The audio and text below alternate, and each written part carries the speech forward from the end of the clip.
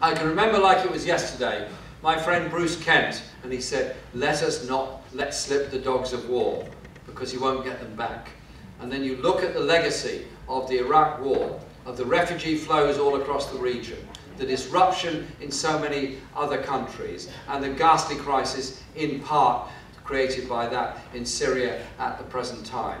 And then you look at the numbers of refugees that are all around the world, more displaced people than any time in human recorded history. A human crisis in North Africa, there's a human crisis of people dying in the Mediterranean, there's a human crisis of people now in Hungary trying to get on a train in order to get to a place of safety.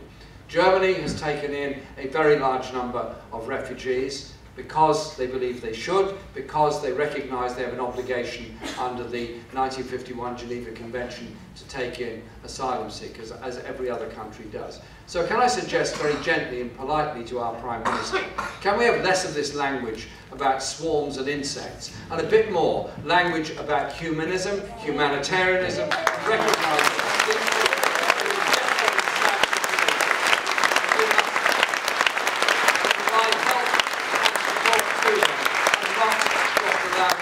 to become a blame culture against some vulnerable and very, very desperate people.